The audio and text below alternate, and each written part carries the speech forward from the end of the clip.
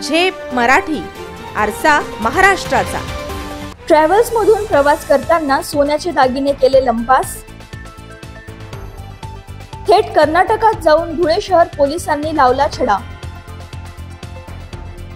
2 लाखांच्या मुद्देमालासह मध्य प्रदेशातील आरोपी अटकेत। धुळे शहरातील सिंचन भवनामागे राहणाऱ्या शोभा राजपूत या महिलेचे सोन्याचे दागिने चोरीस गेले।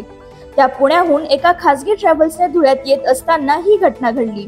चष्म्याच्या प्लास्टिक बॉक्समध्ये सोन्याची मंगलपोत, राणीहार, अंगठ्या, कानातले आणि नथ असे दागिने त्यांनी बॅगमध्ये कपड्यात लपवून ठेवले होते। मात्र प्रवासादरम्यान अज्ञात व्यक्तीने हे दागिने लांबवल्याची तक्रार 20 मार्च 2025 रोजी पोलिसात दाखल झाली। पोलिसांनी वेगात तपास चक्रे फिरवून थेट कर्नाटक राज्यात पथक रवाना केले। त्या ठिकाणच्या चित्रदुर्गा ग्रामीण पोलीस ठाण्याच्या मदतीने त्यांनी दौलत उर्फ मुनीर खान बाबू खान यास ताब्यात घेतले। तो मध्य प्रदेश राज्यातील धार जिल्ह्यातील रहिवासी आहे। त्याच्याकडून 2,02,500 रुपये किमतीचे सोन्याचे दागिने पोलिसांनी हस्तगत केले। या संदर्भात पोलीस अधीक्षक श्रीकांत धिबरे म्हणाले, या 60 वर्षाच्या सिनियर सिटीजन आहेत, यांनी एक गुन्हा दाखल केला होता की ते पुण्यापासून धुळ्यापर्यंत संगीतम ट्रॅव्हल्स या स्लीपर कोच मधून धुळ्याला येत होता।